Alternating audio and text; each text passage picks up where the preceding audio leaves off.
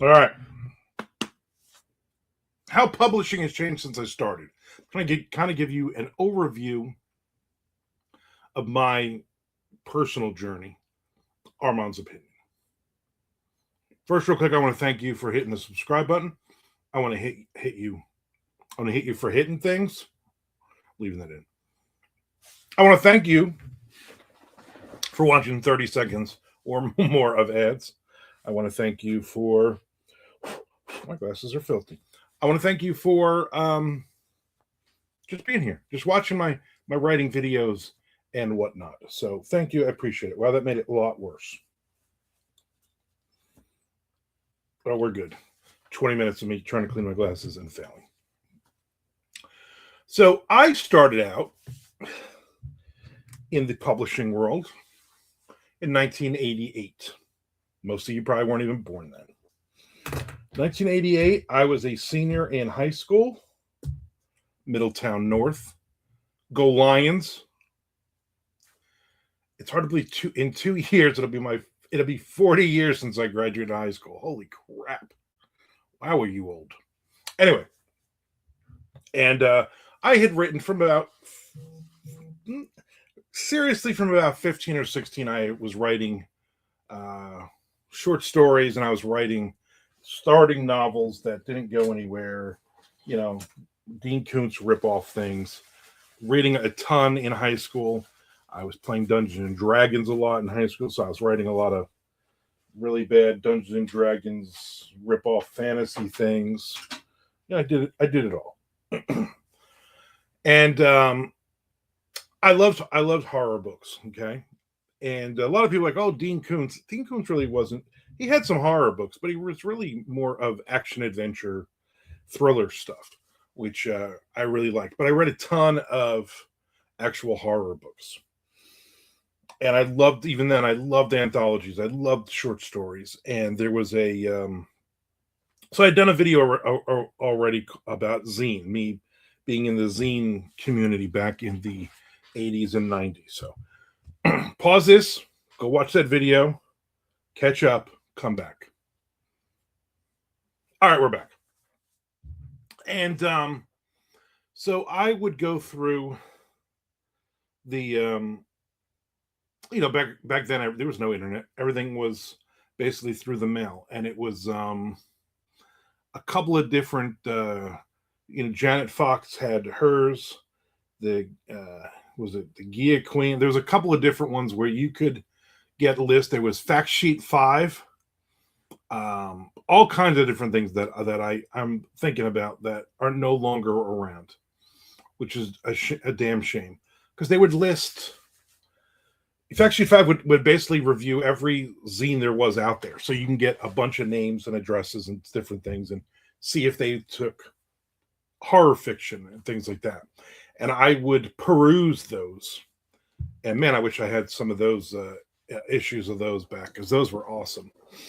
And I would go through like Janet Fox newsletter and all that, and I would find open calls for zines, okay, which are magazines that people were basically making in their house back when it wasn't as easy to make them in your house. I made a couple back in the day myself. Black Moon magazine, also TNT, Thrash and Trash. I did one issue of that. An old girlfriend brought it to work with her, and made copies when nobody was looking. Side stapled, Xeroxed. They looked awful. They were awesome. And I wrote a story called Beastie, and it's in my first short story collection, Make Pretend. And that was the first story I had ever gotten published. So back then, I typed the story out, okay, and then I wanted to send them a copy of it. So then I basically retyped the story out. Luckily, it wasn't that long. And then I folded it up, wrote a cover letter. Hey, I'd like to submit this to your publication, blah, blah, blah. Stuck it in an envelope. Also put a stamp addressed SASE envelope in there with the proper postage to send my copy back. Okay. But I was always worried even then that they weren't going to send me the copy back. And about half the time they didn't. They just kept my envelope and used my stamps. Excuse me. So I sent that off, and weeks or months later, I don't even remember, Nocturnal Ecstasy. That was the name, and with an X to see. And it was basically it was a side stapled zine. A lot of gothic stuff and a lot of horror stuff. So my story, Beastie, about basically a grave robber and bats in a graveyard. I guess fit right in, and they loved it. They sent me a letter back. Here's your acceptance. Blah blah blah. Here you can, you get a basically here's a we're going to send you a free copy, and here's a discount if you want to buy more copies. I think my mother was like, I want 10 copies. Okay, so I bought her like 10 copies. That was my first publication. It was for no money. It was just in a zine, and I had arrived. You know, I'm 18 years old. I'm published. I'm a published author. 18 years old. We should really start on the weekends, Dad. We should probably go start looking at yachts, because by the time I'm 20, I probably will have a yacht with all the money that's going to start pouring in from this one free story that I sent out. And that was the 90s. I mean, the 90s were zines. There were some magazines. You know, there was magazines that you could go to Walden Books and B. Dalton Books and you can find a huge magazine section and some really good fiction magazines and whatnot. You know, Ellery Queen and Hitchcock and Asimov and all kinds of different really cool. There were a lot of cool zines that had made the jump and gotten distribution, and they were in your bookstores. You can go and look at the magazine rack, and there they were. And how cool was that? You know, back then I would go into a bookstore and they had a horror section. You know, they used to have horror sections, and I would go to the horror section. I would look at the R section. I would go, between this book and this book, here is me, Rosamilia. This is my book is going to be here someday. I don't really do that anymore. I don't think it's a big deal to be in a bookstore because of Amazon and Barnes and Noble online and on and on and on. But back in the day, that was all we had. We didn't have the internet. We didn't have Amazon. We didn't have any of these things. And so you wanted to be published, you had to follow the guidelines, and sometimes novels. Oh, we want the first 3 chapters. Okay. So then you have to print out the first 3 chapters. All right. Cause I was doing everything on a typewriter, and then I got it's like a Brother P Touch something or other. Right. And it would print the page. When you got to the next page, you could hit print, and it would print everything up to that. And so I would print out, like if I was writing a book, I'd print out like 3 copies of every page as I'm writing it, and then just lay them out, and then took forever. And then I would take those copies, and I'd have 3 copies. I'd have one for me, and I'd have 2 copies. I would take the first 3 chapters, whatever they're asking for, you put them in a box, self-addressed stamped envelope in there, even though they're not going to stick it in the thing. But I guess the at that point the envelope was for a yes or a no, rejection or acceptance. They were going to keep your pages, so you'd mail that out, and you'd literally wait weeks and months and forever, still waiting on a couple of them to get back to me from like 1993. I'm hopeful, you know what I'm saying? I'm hopeful that after like 30 something years ago, you know, we like this. Yeah. And so it was a waiting game, you know. You have to have patience. And I would just write stories all the time. Back then, I was between ex-wives at that point.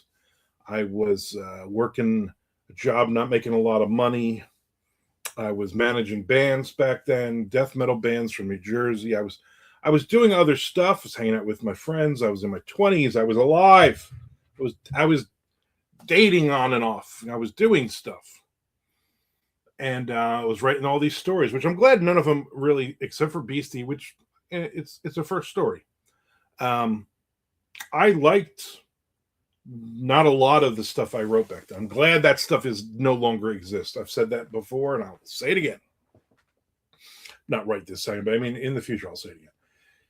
And that was publishing. I mean, that was it. We were all doing it. Chances are some of your favorite writers out there, horror writers especially, were in those trenches with me. Okay, some of the older men and women were out there and doing the same thing. Okay, the late great Charlie Jacob, I actually got to publish one of her short stories in Black Moon magazine. Brian Keene, if you know Brian Keene, I got to reject one of his stories in Black Moon magazine, and I believe Mary San Giovanni, I believe I also rejected one of her stories. Um, no idea what stories they were. No idea. Just from talking to them, they remembered Black Moon magazine, and then they got a rejection. So, and I was the editor, so I was the one who rejected it. And that was it. I mean, that was all the way into the 2000s, into the aughts. That's the way it worked. And then we got the internet. And then for me personally, I took off many years. I was in a second awful marriage, and I wasn't writing at all. And then when that ended, I wrote a few more stories. I got a couple of short stories, flash fiction acceptances, and I had to learn the process over again, the process, because everything was online now. There was still probably a 50-50 of people wanting you to send a self-addressed stamped envelope, and we're still doing the mail thing because we've been around for 1,000 years and we're dinosaurs, and you're a dinosaur, and this is how it works. And then the internet was just, I'm not tech savvy at all, so I was just like, what's going on here? You know what I mean? And I learned it, and then I started really sending stuff out. Then after my second divorce, I was in a relationship for 6 years with somebody that I don't know how we lasted 6 years. We were awful for each other, and I was also on meds at that point for my bipolar condition, and I could not write. I could barely think, could barely operate at work. And I thought, this is it. I'm just going to be this guy, and I'm going to be in an old folks home and going, well, I could have been a writer, that kind of thing. And then I was like, you know what? No, why am I wasting my time with this person? And why am I not doing what I want to do? And so I basically started writing stories again, and I ended up writing several things. And at that point, we're at like 2008, 2009, and here comes Amazon, okay, with ebooks, and this was going to revolutionize the world and blah blah blah. And I was like, this is the greatest thing ever. I don't need a publisher. I'm the publisher.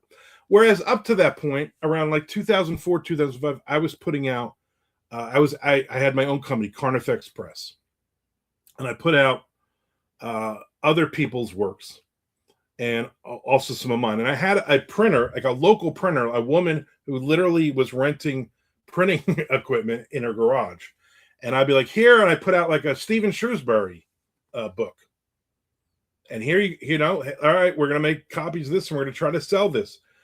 Copies of my stuff, copies of a lot of fantasy, science fiction stuff, different things.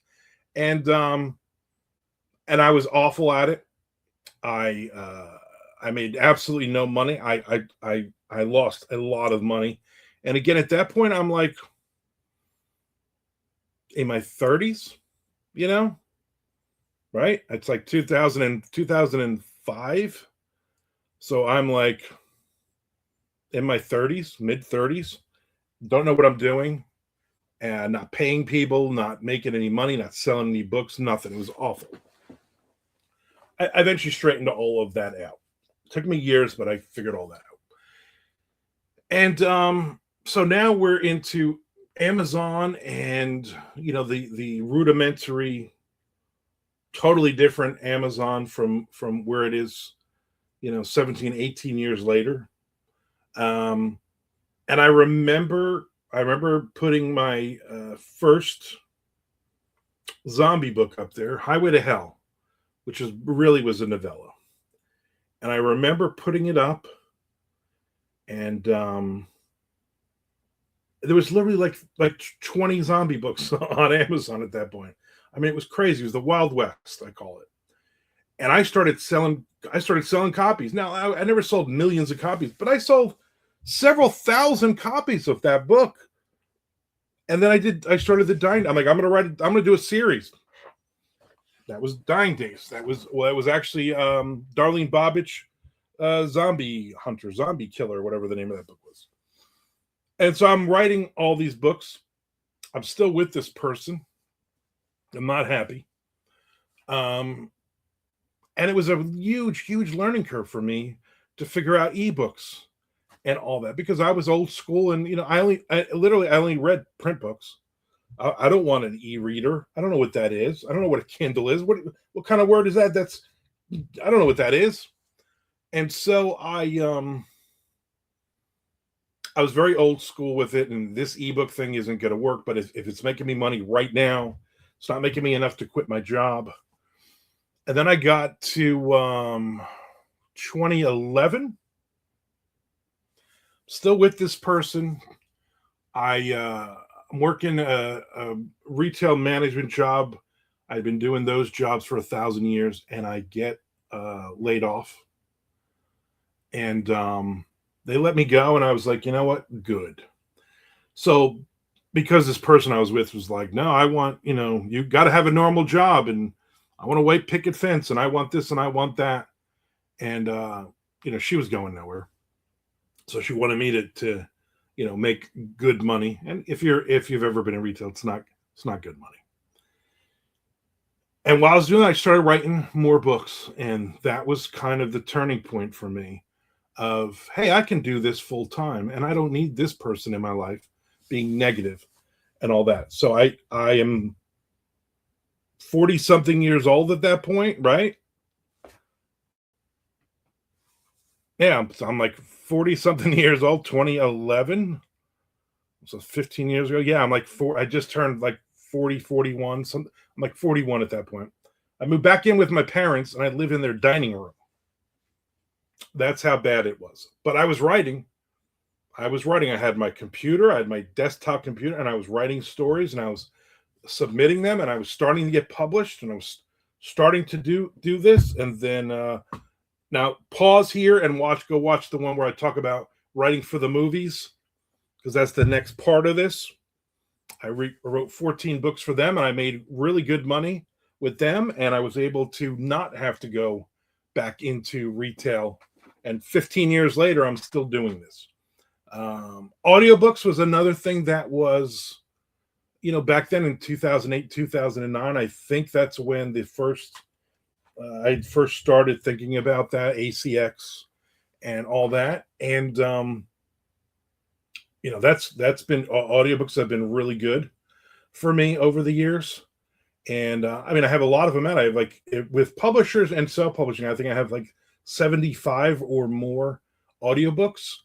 I think I did a video on that too. I go through all of my audiobooks. So pause it here, go watch that video, and then come back. Or don't do any of those things. Just watch this video. And then, I saw that video already. I wasn't too impressed. So that's kind of where we are now with everything changing. Publishing changes every 6 months. Me and Chuck Buda did the Mondo Method podcast. We did 333 episodes of that over several years. In fact, this September, 2026 will be our 10-year anniversary from the first episode that was ever out there. We're not out there anymore, but I think you can still find us on Spotify. I don't know. Listen in if you can find it. We had some really good ideas. Most of them now are so dated because the way publishing was back then, because everything was different. Everything changed. So, I'm just kind of going, with the flow at this point, trying to learn things, trying not to get too immersed in the new technology and this and that. I'm writing. I just want to write. I just want to release stuff. And that's going to be, that's kind of my thing. I don't scream and yell about AI. I think here's the thing, if you're using AI to write your books, you're not a writer, you're a jerk. We're getting flooded with these AI books, and people are making a couple of bucks, maybe. I don't know if they really are. It doesn't seem like readers are really into this. Same thing with the AI audiobooks. Doesn't seem like a lot of people are really into that. So I'm going to keep writing and doing stuff um, legitimately the way that it should be done. And that's that. That's all I'm going to say. I'm not going to do videos about AI and all this other stuff. I don't think we need all that. I think everybody knows the good feelings, and people who don't, whatever. I just don't want to be your friend anymore. Unless you buy me a milk. If you bring me a chocolate milkshake, I'll still probably be your friend. I just won't have any respect for you as a writer because you're not a writer. Anyway, so that's kind of been my journey. I don't know if any of that makes any sense, if it's even newsworthy, if it's even who cares. This guy just wants to talk video, so then I'll watch 30 seconds or more of ads or click on one of the products you'll see on the bottom and buy something. Who knows? Who can say? Every Wednesday, every Sunday, and occasional Friday, we'll have these writing videos. I do a coffee of the day video every morning. Watch that. It's a short. And then Monday, Wednesday, and Friday, I am live, YouTube live writing, mostly talking, Monday, Wednesday, and Friday every week. So I'm on a lot, and come hang out with me. And I really appreciate the support. Appreciate you watching the part of the ad. I appreciate you hitting the subscribe button and commenting. And if you have an idea for another video for me to do in the future, I want to hear it.